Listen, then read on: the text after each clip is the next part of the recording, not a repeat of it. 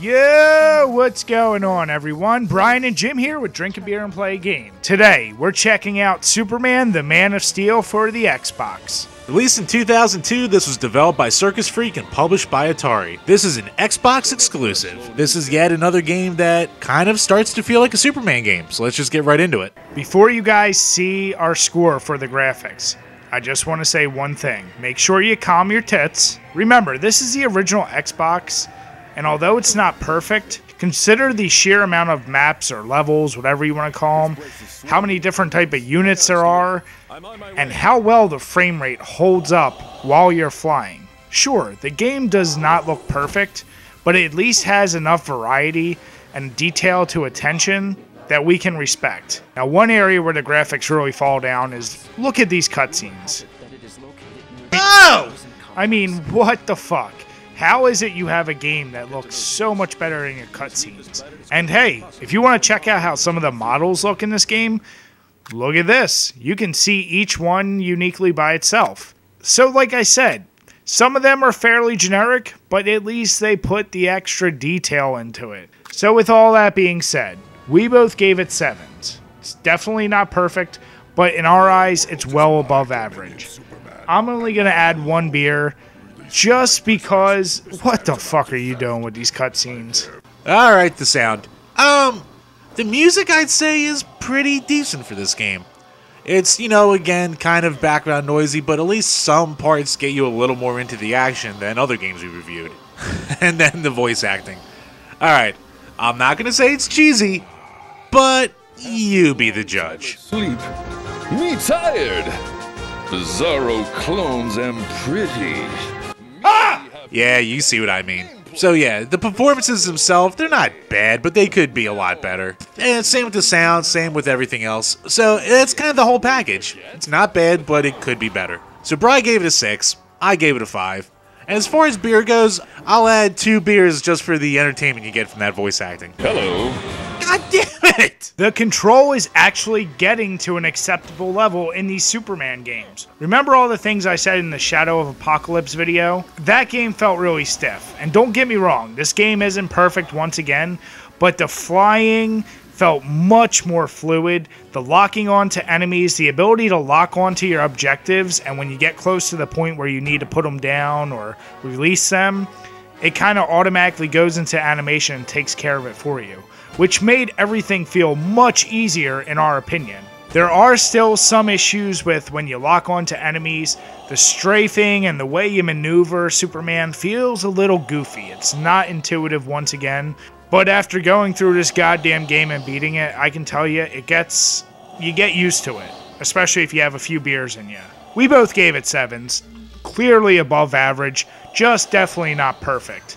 And I'm going to add 1 beer just because sometimes you're going to lock onto an enemy, think you got them dead to rights, and you miss like an asshole. Alright, the gameplay. The gameplay. Once again, this is another game from this generation that really feels like a Superman game, which is great. You fly around the city at breakneck speeds, you save different people while also fighting off bad guys, while also saving buildings. It's a fully involved game that just feels like it could be straight out of the comics. One thing we really liked is the fact that while the enemies aren't particularly varied, they have different weaknesses, and the game really pushes that fact. Like, for some people, you really have to just, punch them. Some you have to really hit them with your laser eye. Some you have to freeze them. It actually makes you have to plan out your battles a little more. The locations in the game, while they don't... they're all kind of basically just cities. But at least they're in different worlds or different dimensions, and there's enough of variety here where it makes it feel like a different kind of game than just being stuck in Metropolis the whole time. But Jim, there's one in space! Thank you, Brian. Thank you for the space one. Space! Yes, space. Space is great. We love space. Just like the PS2 game and the GameCube, it has timing-based objectives, but they're not as unfair. Sure, it could have given you some more time to get shit done, but it isn't as terrible. So the curve of difficulty isn't quite as drastic in this game. You can actually get through the first couple levels and actually get a feel for the game before it throws you to the wolves. So we both gave it 6s. It's definitely above average. It's a good Superman experience, even if it is a little flawed and, like many of the others, kind of gets a little boring after a while. As far as beer goes, I'll just give it 1 beer for changing things up a bit. Alright, the originality. Well, this was a topic that Jim and I went back and forth on, because initially I felt there was a lot more here. It just really regurgitated a lot of what we've already seen. However, like Jim mentioned, with a much bigger focus on enemies being weak to certain superpowers, that felt different.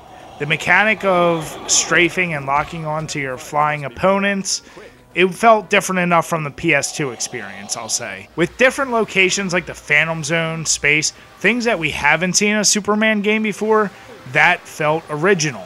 And then you have some other more niche-y things like having all these different costumes for Superman. I know I'm kind of dipping into replayability. I think probably one of the only other things that really stuck out in my mind is, do you notice something when Superman is flying? What the hell was that trail behind him? Is he all of a sudden leaving chemtrails now? No. Don't you fucking bring chemtrails into this channel. No. What would Joe Rogan say? No, I don't need to talk for 3 hours about chemtrails. Kryptonian chemtrails. Moves on. Anyway, as you see, we both gave this 6s. It felt like a newer experience, and looking back, they could have done a lot more, but hey, in the Superman realm, this is pretty goddamn good. I'm gonna add just 1 beer just for those chemtrails. One of these days, I'm gonna get a computer, I'm gonna learn to video edit, I'm gonna go back to this, I'm gonna take out the goddamn chemtrails. No, you won't. Alright, I probably won't. I'll buy a computer and then I'll watch high-def porn. Alright? Is that what you want to hear? Anyway, the replayability. So as far as replayability goes, you actually have some good options here. There's a lot of unlockables in this game. You have the costumes, you have the cinematics, you have the concept art. It's actually pretty damn cool. You also have free roam mode, where you can go back to any of the previous worlds that you experienced and just kind of fly around and explore and do what you want. And the size of these maps is pretty surprising, so especially for the time, it's really cool to fully experience a Superman world. Even you have the option to go back and play specific missions again and again. Maybe if you want to try and get better at them, or make it easier to unlock different things by practicing. It's a nice little thing that they threw in there. Maybe not particularly useful, but, you know, it's nice. Long story short, we both gave it 5s. The game has a little difficulty where you have to replay a bit to, you know, beat everything and on the higher difficulties, but it still gives you different options to keep you coming back at least somewhat. As far as beer goes, I'll add 1 beer for having a free roam mode. So overall, this is probably the best Superman game we've played thus far.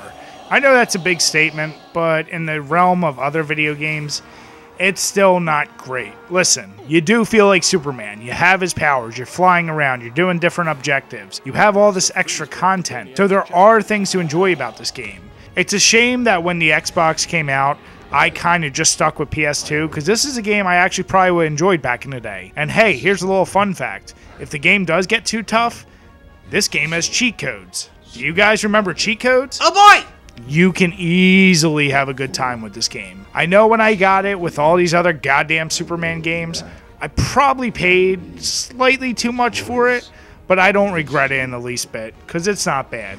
So as you see, we both gave it a 6. It's above average, nowhere near perfect, but don't be fooled. If you're going to spend any money on Superman games thus far, this is probably one of your smarter options.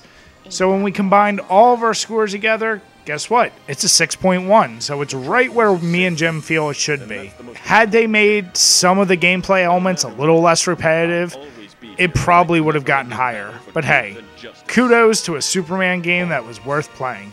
Alright, so when pairing this game with a beer, we wanted something that had packed a whole lot of flavor in a fairly unassuming bottle. So, we chose the Victory Fest beer. This is another amber lager that is just really, really well done. I mean, Jim and I, we drink a lot of Victory stuff because we're from PA, but we were shocked by just how good this beer was. So, just like the Man of Steel game, we were shocked by how much additional content they had. Why not grab a 6-pack, sit back, and enjoy a fairly deep beer with a fairly deep game? And remember to drink your beers and play your games responsibly. As always, guys, thanks for checking out this video, and if you enjoyed it, make sure you give us a thumbs up, leave some comments, or better yet, why not subscribe? Till next time, guys, cheers.